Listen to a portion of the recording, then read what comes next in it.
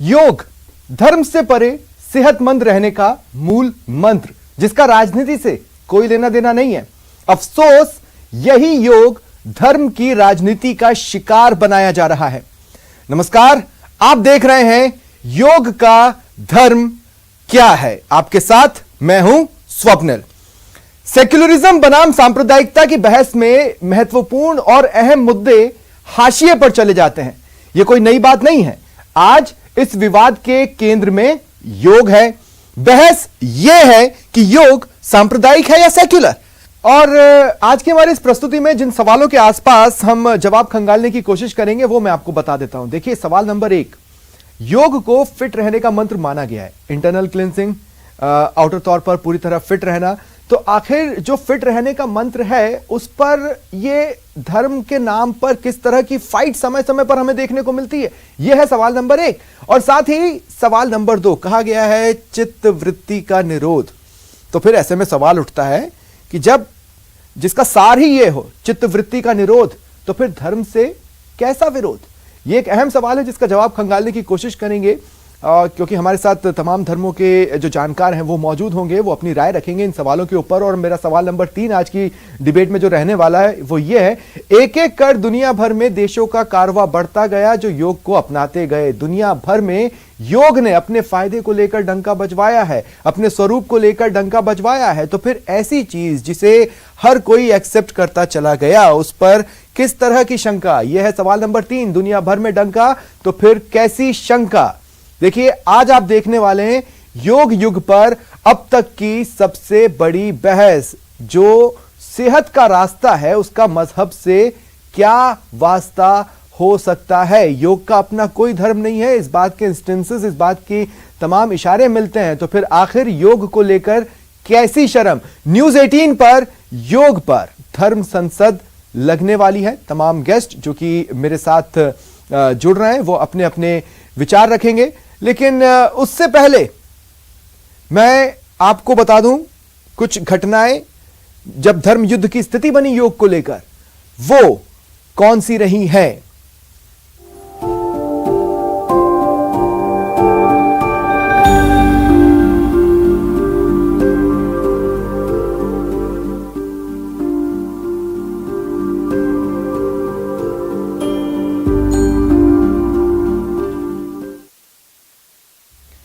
और आज जिन सवालों के आसपास हमारी बहस रहने वाली है वो सवाल मैं आपको बता देता हूं। देखिए, आज बहस का सवाल नंबर 1 ये है कि फिट रहने के मंत्र को योग कहा गया है। इंटरनल क्लींजिंग, आउटर तौर पर फिट रहना। तो ये जो फिट रहने का मंत्र है, इस पर हम धर्म के नाम पर फाइट क्यों कर रहे हैं, या धर्म के नाम पर फाइट की स्थिति क्यों बन जाती है। साथ ही सवाल नंबर 2 है, देखिए, कहा गया है कि चित्त वृत्ति का निरोध, ऐसे में धर्म से कैसा विरोध। योग का मकसद कभी भी धर्म से टकराना नहीं रहा है। तो सवाल यही है कि आखिर धर्म से विरोध कैसा। और अब बात कर लें अगर सवाल नंबर 3 की, तो सवाल नंबर 3, देखिए, एक एक कर कई देश हैं जो योग के साथ कारवां में जुड़ते चले गए। तो दुनिया भर में जिस योग ने डंका बजा दिया, उस पर बार बार शंका क्यों क्रिएट की जा रही है। तो ये वो अहम सवाल है जिनके आसपास हम आज बहस करने वाले हैं। फिट रहने के मंत्र पर कैसी फाइट है, चित्तवृत्ति का निरोध, तो धर्म से कैसा इसका विरोध। और साथ ही दुनिया भर में जिस योग ने डंका बजा दिया है उस पर शंका क्यों करना। आज इन्हीं सवालों के आसपास हम बहस करेंगे। योग युग है ये, इस बात से इनकार नहीं किया जा सकता। एक एक कर 177 से ज्यादा देश योग को अपनाते चले गए। तो योग युग पर यह अब तक की सबसे बड़ी बहस रहने वाली है, जो अगले 1 घंटे तक आपके सामने मैं लेकर आऊंगा मेरे तमाम गेस्ट के साथ। सीधी सी बात है कि जो हमें सेहत का रास्ता दिखाता है उसका मजहब से कैसा वास्ता हो सकता है। आज इस सवाल का जवाब ढूंढने की कोशिश हम करेंगे। साथ ही अब कुछ अहम पॉइंट्स, देखिए किस तरह से अलग अलग समय पर धर्म की ओर से योग को युद्ध का सामना करना पड़ा है। राफिया आपको याद होंगी, योग सीखती थी, योग सिखाती हैं। एक वक्त कट्टरपंथियों ने धमकियों के जरिए उन्हें अपने निशाने पर ले लिया। उस समय योग को परीक्षा से गुजरना पड़ा। साथ ही अगर हम बात करें क्रिश्चियनिटी की, तो बिशप्स की जो काउंसिल है उन्होंने एक गाइडलाइन जारी की थी और उन्होंने भी योग का को लेकर यह कहा था कि सतर्क रहें।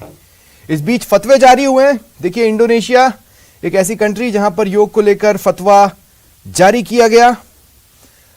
AIMIM नेता असदुद्दीन ओवैसी खुलकर विरोध करते नजर आए योग का। तो ये तो वो प्रमुख घटनाक्रम है जिसके जरिए हम कह सकते हैं कि योग को कुछ लोग पचा नहीं पाए। AMU के स्टूडेंट्स ने एक वक्त ये कहा था कि हमें योग करना होगा तो हम करेंगे, हम पर थोपे ना। इसके अलावा जो मलेशिया है वहां पर भी आलिमों ने योग के विरुद्ध फतवा जारी किया था। अब देखिए, योग युग जो ये हम इसे कह रहे हैं वो क्यों है। अंतर्राष्ट्रीय योग दिवस के प्रस्ताव को UN ने माना। रिकॉर्ड बहुमत और समय में यह प्रस्ताव पारित भी हुआ था। उस वक्त 177 देशों ने तुरंत ही अपना समर्थन दिया था और योग को अपनाने की बात कही थी। ऐसे में अंतर्राष्ट्रीय योग दिवस अस्तित्व में आया। 177 से ज्यादा देश इस वक्त योग को अपना चुके हैं। अंतर्राष्ट्रीय योग ओलंपिक गेम्स 2020 में आयोजित हुए जिसमें 206 देशों ने हिस्सा लिया। इसका मतलब है कि योग अपना कारवां बढ़ा रहा है। तो सवाल, और आप इसको स्टेटमेंट भी समझ सकते हैं, योग का धर्म क्या है और योग का धर्म क्या है। ये दो तरीके हैं इस सेंटेंस को बोलने के। बहरहाल मेरे साथ जो गेस्ट जुड़ रहे हैं, आइए मैं आपको उनसे इंट्रोड्यूस करवा देता हूं। योग गुरु हेमलता शर्मा जी इस वक्त मेरे साथ जुड़ रही हैं। स्वागत है हेमलता जी। हिंदू धर्मशास्त्री आचार्य अनुपम जौली मेरे साथ जुड़ रहे हैं, आपका भी स्वागत है। शहर नायब काजी सैयद असगर अली जी मेरे साथ जुड़ रहे हैं, आपका भी स्वागत है। डॉक्टर मंजीत कौर सिख स्कॉलर हैं, आपका भी स्वागत करता हूं मंजीत जी। और फादर रेमंड ईसाई स्कॉलर हैं, आपका भी स्वागत है फादर। चलिए चर्चा की शुरुआत करते हैं। हेमलता जी, मैं आपसे शुरुआत करना चाहता हूं। आपने जब कभी भी योग को अपनाया होगा तो ये तो मैं कह सकता हूं कि ऐसा तो नहीं है कि धर्म खंगाल कर अपनाया होगा, आपने बस योग अपनाया होगा। जी जी बिल्कुल।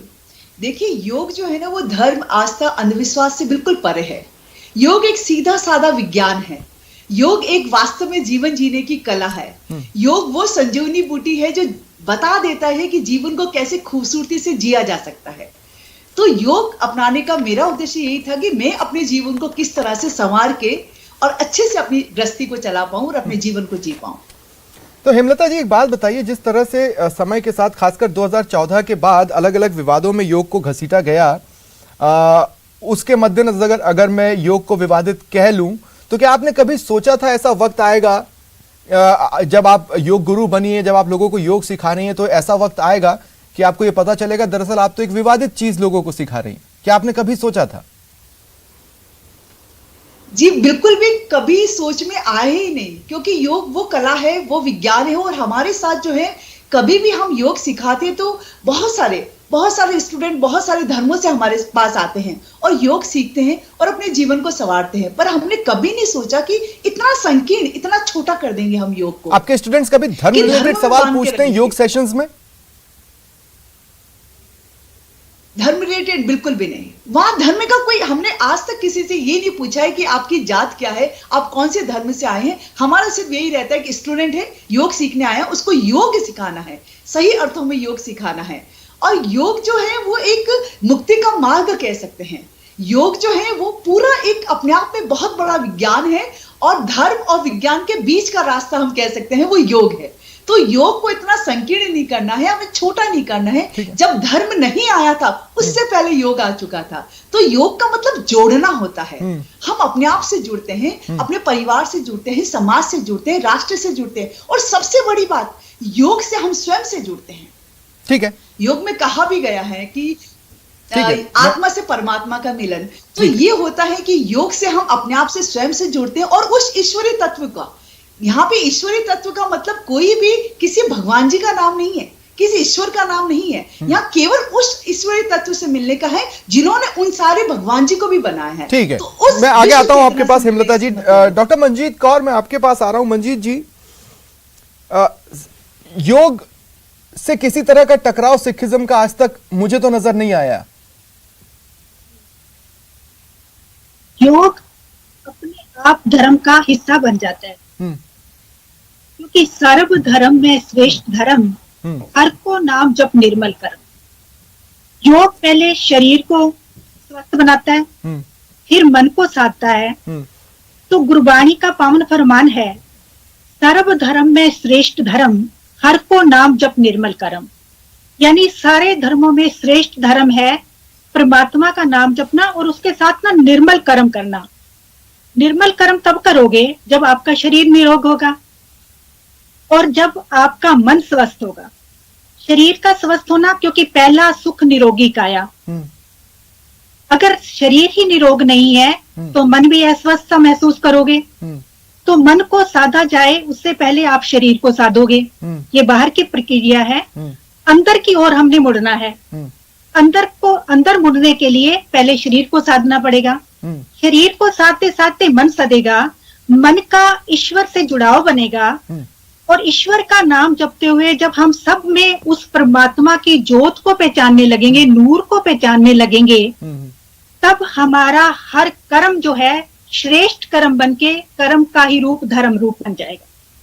इसलिए कोई टकराहट नहीं है, केवल परमात्मा का नाम जप सके हम। निर्मल कर्म क्या है? अपने आचरण को ऊंचा करना, उसको सच्चा और पवित्र रखना,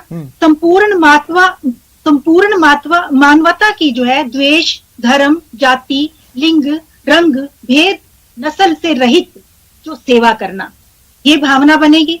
और जब ये भावना बनेगी तो वो तुम्हारा योग हो या और तुम्हारी कोई क्रिया है, सिखिज्म में मैंने देखा है कि फिटनेस को लेकर भी कई सारी चीजें, खासकर जब हम निहंग को देखते हैं तो आश्चर्यचकित रह जाते हैं। उनका फिटनेस लेवल, उनकी चुस्ती फुर्ती हम देखते हैं। तो ऐसे में व्यायाम और कसरत को लेकर तो किसी तरह का कोई विरोध सिख समुदाय में नजर आज तक नहीं आया।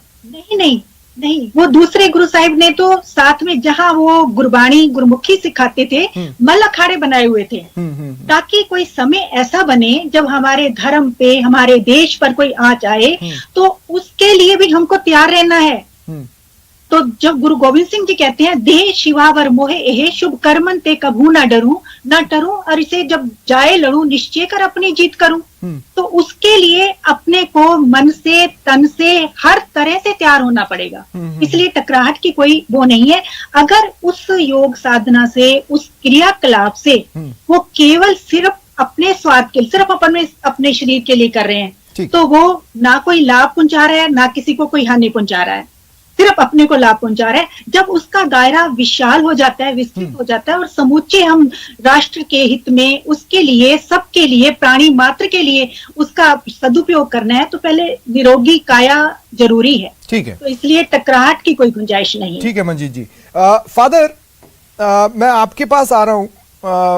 फादर रेमंड, देखिए कई सारी कंट्रीज जिन्होंने योग अपनाया, उत्तरी अमेरिका के 23 देश, दक्षिणी अमेरिका के 11 देश, यूरोप के 42 देश, इनमें से कई ऐसे हैं जो कि क्रिश्चियन डोमिनेंट कंट्रीज हैं। मैं ये पूछना चाहता हूं कि क्रिश्चियनिटी किस नजर से देखती है योग को, जबकि कई सारे तथ्य ये बता रहे हैं कि योग का अपना कोई धर्म नहीं है। सबसे पहले तो मैं स्पष्ट कर दूं कि योग किसी धर्म से जुड़ा हुआ नहीं है। ओके। अब हमारे क्रिश्चियनिटी की तरफ से किसी भी स्पष्ट रूप से अभी तक नहीं कहा गया है कि योग अपनाना चाहिए या नहीं अपनाना चाहिए। ये हमारे इंडिविजुअल पर निर्भर करता है। रही बात यह कि अगर हम योग को ईश्वर तक पहुंचने का माध्यम माने तो हम लोग उसको स्वीकार नहीं करते हैं। योग को हम इस रूप में स्वीकार करते हैं कि ये हमारी मानसिक और शारीरिक एक्सरसाइज के लिए है, जो हमको इस काबिल बनाता है कि हम ईश्वर तक पहुंच सके। तो स्पष्ट रूप से धर्म के रूप में हम इसको नहीं देखते हैं और यह नहीं है। धर्म किसी भी धर्म से जुड़ा नहीं है और न ही यह परमात्मा को पाने का एक उपाय है, निर्वाण पाने का उपाय नहीं है। ये मोक्ष या मुक्ति पाने का उपाय नहीं है। ये हमको हेल्प करता है, हमारे सहायता करता है कि हम ईश्वर को प्राप्त कर सके अपनी आध्यात्मिकता के द्वारा, अपनी मेडिटेशन के द्वारा। उसके लिए हम अपने शारीरिक और मानसिक रूप से अपने को तैयार कर सकते हैं। योग हमको अपनाने के लिए तो फिर क्या कारण है फादर रेमंड, क्या कारण है कि केसीबीसी यानी केरल कैथोलिक बिशप्स काउंसिल के जो थियोलॉजी कमीशन रहा, धर्म आयोग रहा, उसने ये गाइडलाइन दी कि ठीक है योग धर्मनिरपेक्ष है, ये कहा जा सकता है, पर ईसाइयों को इससे सतर्क रहना चाहिए, ध्यान देना चाहिए कि कहीं वो हिंदू धर्म तो कबूल नहीं कर रहे। ऐसा कुछ तो योग में है नहीं। ना, इसमें दो कारण है। पहली बात है कि हम ईसाई धर्म के अनुसार हम ये मानते हैं कि हमारी आत्मा परमात्मा से मिलती है, अलग हमारे अंतर्मुखी नहीं है ये हमारा धर्म, ये बाह्यमुखी है। जबकि योग के अनुसार सो अहम, आप लोग एक मंत्र है ना, सो अहम, जैसे कि मैं वही हूं, अहम ब्रह्मास्मि, वो हमारे हिंदू धर्म के अनुसार है, जिस पर हमारे धर्म के कुछ आचार्यों को आपत्ति है। तो कहने का तात्पर्य नहीं, लेकिन सर जब यही गाइडलाइंस ये कहती हैं कि योग के दौरान अन्य मतों के धार्मिक प्रभुओं के समक्ष ध्यान लगाना अवांछनीय और अस्वीकार्य है, तो योग तो ये कभी नहीं कहता कि धार्मिक प्रभुओं के समक्ष ध्यान लगाओ। एग्जैक्टली ये योग ने कहीं नहीं कहा है। सही बात है। तो फिर अगर ऐसी गाइडलाइन देंगे तो एक मिसकंसेप्शन नहीं बनेगा योग को लेकर। इसमें सही बात है कि स्पष्टता नहीं है, लेकिन बात यह है कि हम किसी धर्म के रूप में उसको नहीं अपना रहे हैं। कहने का तात्पर्य यही है कि हम किसी अन्य धर्म के गुरु के समक्ष अपना शीश नहीं नवा रहे हैं। हमारे लिए एकमात्र प्रभु है, ईश्वर यीशु है, और उनको प्राप्त करने के लिए हम कोई भी माध्यम अपना सकते हैं। हम एक ऐसे देश में हैं जहां मल्टी रिलीजियस कॉन्टेक्स्ट है, हर प्रकार के धर्म है, और हर धर्म में अच्छाइयां भी हैं। तो उन अच्छाइयों को अपनाने में हमको कोई दिक्कत नहीं है, कोई आपत्ति नहीं होनी चाहिए, मेरा यह व्यक्तिगत मानना है। ठीक है, अब मैं अन्य गेस्ट को भी अपनी चर्चा में जोड़ रहा हूं। सैयद असगर अली जी, जनाब आपसे मैं पूछना चाहता हूं कि क्या क्या आपत्तियां हैं, क्योंकि समय समय पर फतवे भी जारी हुए और समय समय पर मुस्लिम समाज के कद्दावर चेहरों ने भी कहा कि योग से शर्म कैसी। तो इतना बटा हुआ क्यों है योग पर मुस्लिम समाज? सौम्यल जी, एक तो मैं ये अर्ज करना चाहता हूं कि जो 21 जून को हम योग दिवस मनाते हैं और भारत सरकार द्वारा इसको जब वहाँ पर अंतर्राष्ट्रीय स्तर पर इसको रखा गया, अंतर्राष्ट्रीय पटल पर, और बहुत अच्छा हुआ, उसका स्वागत किया गया और इसको एक अंतर्राष्ट्रीय दिवस के रूप में हम मनाने लगे। क्या ये 2015 से पहले लोग कसरत नहीं जानते थे, व्यायाम नहीं जानते थे, उनकी फिजिक्स सही नहीं थी? सवाल ये है कि अगर योग का नाम हम कसरत लें या व्यायाम लें तो किसी को कोई आपत्ति नहीं है, लेकिन योग के जरिए से हम दूसरी चीजें उसके अंदर शामिल कर दें। जैसे मिसाल के तौर पर योग, हाँ मैं वही बता रहा हूँ, शुरुआत में जब योग को हम इंट्रोड्यूस किया गया तो उसमें सूर्य नमस्कार को सर्वप्रथम रखा गया और यहाँ तक कोशिश की गई कि इसको हर स्कूल में अनिवार्य किया जाए, प्रत्येक भारतीय को गोया के करना ही जरूरी है और उसकी फिटनेस इसी से जुड़ी हुई है और इसको नहीं करेगा तो जने क्या हो जाएगा, और वो बिल्कुल ये इस तरह को उसको पेश किया गया। जबकि मैं एक बात कहूँ कि एक व्यक्ति स्वस्थ रहना हर इंसान चाहता है। मोहम्मद साहब ने भी फरमाया कि तुम अपने स्वास्थ्य को बेहतर जानो इससे पहले कि तुम बीमार हो जाओ। कुरान भी इस बात के लिए कहता है कि तुम्हारी फिटनेस बहुत अच्छी होनी चाहिए। मोहम्मद साहब दूसरी जगह कहते हैं कि कमजोर मोमिन से ताकतवर मोमिन बेहतर है, हालांकि दोनों में खैर है, लेकिन सवाल ये है तो क्या कि उसके जरिए से कोई खास, सूरज तो विज्ञान है ना? हाँ हाँ बिल्कुल, तो विज्ञान एग्जैक्टली, लेकिन सूरज तो विज्ञान है। सुनिए मेरी बात, मैं बता रहा हूँ आपको, सूरज विज्ञान है, धरती विज्ञान है, चांद तारे विज्ञान है, लेकिन ये किसी की ड्यूटी बजा रहे हैं। वो सृष्टि का जो निर्माता है उसी के आदेश पे ये चलते हैं। इसीलिए इसको समय समय पर जब हम कहते हैं कि सूर्य को ग्रहण लग गया, समय समय पर ये बता दिया जाता है सृष्टा द्वारा कि इसके अंदर कोई शक्ति नहीं है। अच्छा, आपकी जानकारी में सूर्य नमस्कार होता कैसे है? सूर्य नमस्कार सर, इसके आप मुझसे पूछ रहे हैं। हाँ, सूर्य नमस्कार के जो भी, मैं बता देता हूँ आपको, सूर्य नमस्कार के जो भी 12 स्टेप बताए जाते हैं और जो बताया जाता है, सबसे पहले उसके सामने खड़ा हुआ जाता है, उसके आगे, और फिर हर स्टेप के साथ मंत्र बोले जाते हैं और बाकायदा उसके अंदर सूर्य के कई नाम के साथ उसकी बड़ाई की जाती है। अब मैं देखिए एक चीज बता दूं आपको, हमारा कुरान ये कहता है कि ये सूरज और ये चांद ईश्वर की निशानियां हैं, ला तस्जुदू, इनके आगे सजदा मत करो, इनके आगे मत झुको, मंत्र मत बोलिए। हाँ, वैसे तो मैं आपको बता दूं, मैं ये कहना, मंत्र बोले नहीं जाते हैं। अगर आपको नहीं सर, ये तो हेमलता जी, क्या आपकी जानकारी में कोई मंत्र बोले जाते हैं जैसे गायत्री मंत्र हैं जो लगातार बोले जाते हैं, ऐसा कुछ है? नहीं गायत्री मंत्री देखिए, इसमें मैं ये कहना चाहूंगी कि सूर्य नमस्कार से मतलब सूर्य देवता को पूजन से नहीं ले। सबसे पहले तो ये एक शारीरिक व्यायाम है पूरा, जिसमें सारी मांसपेशियों को एक्टिवेट किया जाता है, उनको रक्त का संचार अच्छा हो। क्या कोई मंत्र बोला जाता है? हाँ, मंत्र भी है या नहीं ये पूछिए ना आप। हाँ। नहीं, मंत्र बोला जाता है, बस बात खत्म हो गई। ऐसा कुछ नहीं है। जनाब पूरा जवाब तो सुनिए, आप वो कह रहे हैं ऐसा कुछ भी नहीं है। हाँ बोले। मैं बता दूं आपको, मैं आपकी जानकारी में इजाफा कर दूं जी। मैं ये बोल रही हूँ कि ऐसा कुछ भी नहीं है। सूर्य नमस्कार को उस ढंग से ले आप कि आप पूरे संपूर्ण शरीर का आप व्यायाम कर रहे हैं, शरीर के अंदर रक्त संचार अच्छा होगा, वो तो हो रहा है, व्यायाम में हो रहा है। तो आपको शारीरिक बल और सामर्थ्य नहीं, अच्छा ठीक है, चलिए जनाब दूसरे तरीके से मैं पूछ लेता हूँ। चलिए माना कि आपको सूर्य नमस्कार और उस दौरान जो मंत्र बोलना जरूरी नहीं है, अगर कोई बोलता है तो आपको लगता है कि नहीं हमें नहीं बोलना है, ठीक है। आपको सूर्य बाकी आसनों में? हाँ, आसन देखिए बताऊँ आपको, मैं ये कहूँ आपसे कि आप नमाज पढ़ लें, ये बेहतरीन आसान है। और दिन भर में ये सप्ताह में एक बार नहीं करना है, पूरे दिन में एक बार नहीं करना है, बल्कि दिन भर में आप 2.5 से 3 घंटे नमाज पढ़ लेते हैं अगर 5 टाइम करते हैं। लेकिन चूंकि ये नमाज एक पद्धति है इबादत की, हालांकि उसके अंदर मंत्र भी पढ़ा जाता है, आप में से कोई भी इसके लिए तैयार नहीं होगा, चाहे उसमें कितना ही फायदा हो। अगर तैयार हो जाए मोस्ट वेलकम, मस्जिद में आए। लेकिन सवाल यह है कि चूंकि उसकी जो व्यायाम की जो स्टेप्स हैं वो हमारी इबादत में शामिल है, उसमें सजदा भी है, उसमें रुकू भी है, तो वो चीज हम क्यों कर लेंगे? अच्छा, मैं यही तो कह रहा हूं, मेरा सवाल था मंत्र को लेकर। मैं आपसे ये पूछ रहा हूं कि चलिए ठीक है कि सूर्य नमस्कार से आपको आपत्ति है, लेकिन और भी तो चीजें होती हैं। अब देखिए देवबंद ने क्या कहा, दारुल उलूम देवबंद क्या कहा उसने? और कहना चाहूंगी देवबंद से ये कहा गया कि ठीक है आप ओम मत बोलिए, आप चाहे तो अल्लाह बोल सकते हैं, लेकिन सूर्य नमस्कार में कोई ऐसी प्रॉब्लम नहीं है। अब देवबंद की बात भी हम ना माने तो किसकी मानेंगे?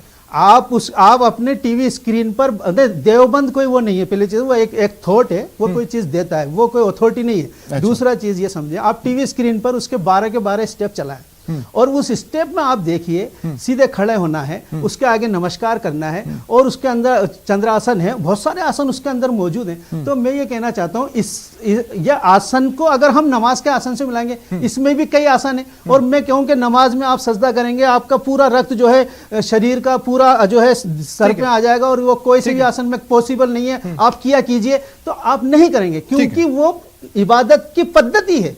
तो नहीं तो पद्धति भी अलग एक सवाल चीज़ है, आपको अलग क्या चीज़ है। लगता है? आपको लगता है कि योग का धर्म हिंदू है? नहीं, बिल्कुल नहीं। मैं ये कहना चाह रहा हूं, मैंने बात यहीं से स्टार्ट की थी कि 2015 से पहले भी दुनिया कसरत करती थी, एक्सरसाइज करती थी। मैं खुद स्टिक योगा करता हूं, ठीक है। पावर योगा सेंटर पार्क में हम लोग सुबह करते हैं, ठीक है। और स्टिक योगा का हमारा एक बहुत बड़ा ग्रुप है, ठीक है। लेकिन उसके मैं आपके पास आता हूं, आगे भी आता हूं। आचार्य जी के पास मैं इतने लंबे समय तक नहीं जा पाया। आचार्य जी आपके पास मैं आ रहा हूं। देखिए आपसे सवाल पूछने से पहले मैं एक बात सिर्फ इतना कहना चाहता हूं कि एक होती है ग्रेविटी यानी गुरुत्वाकर्षण।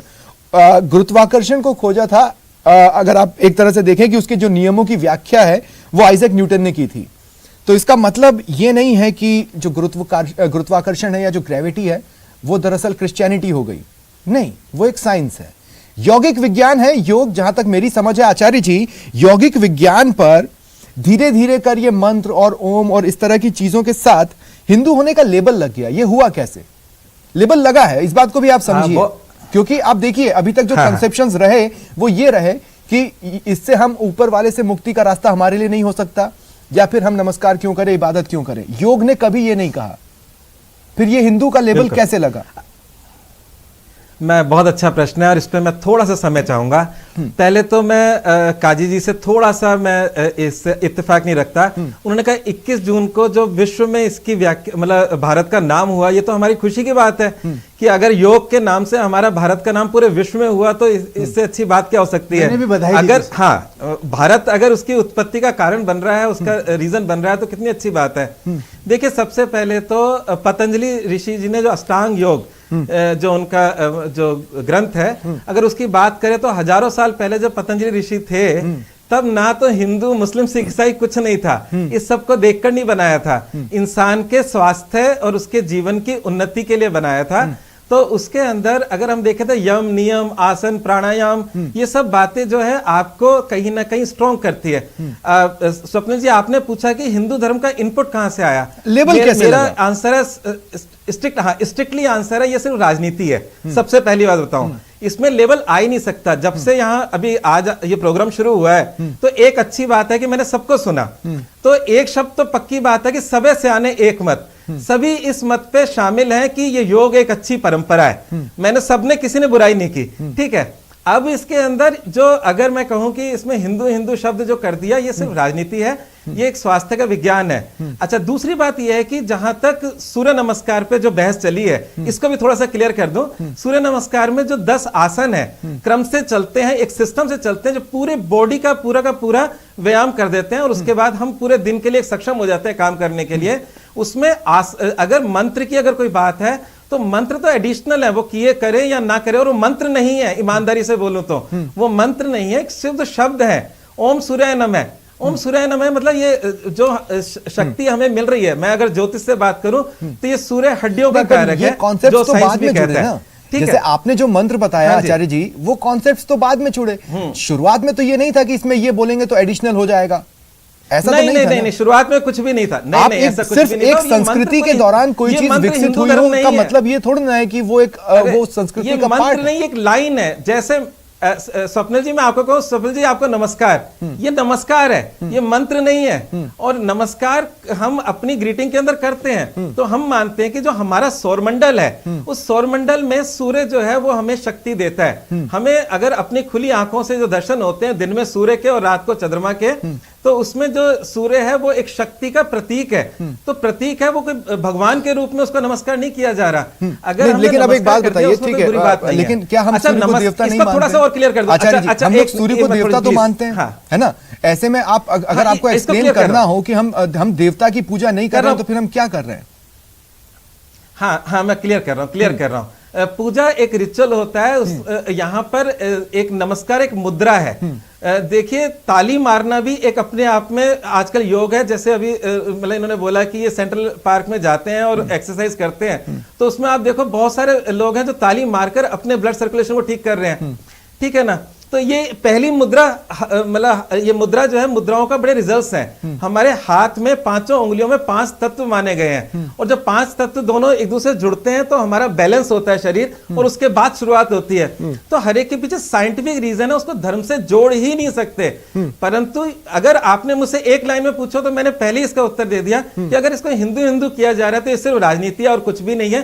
लेकिन इसका एक पर्सपेक्टिव ये भी तो है ना कि आचार्य जी, हो सकता है कि हिंदू समाज के चेहरों ने कुछ इस तरह से उसे प्रोजेक्ट किया कि वो उनका हिस्सा लगे। नहीं, देखिए, योग शब्द का मतलब होता है प्लस का मतलब होता है कि पॉजिटिव, हमारे जीवन में कुछ प्लस। मैं इसी सवाल पर आऊंगा। दरअसल मेरे को एक ब्रेक यहाँ पर लेना है। ब्रेक पर जाने से पहले एक छोटा सा कमेंट मैं हेमलता जी आपसे लेना चाहता हूँ। ये जो फर्स्ट राउंड रहा है डिबेट का, इसके बाद में इंसिडेंसेस पे बात करूंगा जो हुए थे। उससे पहले इस राउंड पर आपका क्या कमेंट है योग गुरु होने के नाते?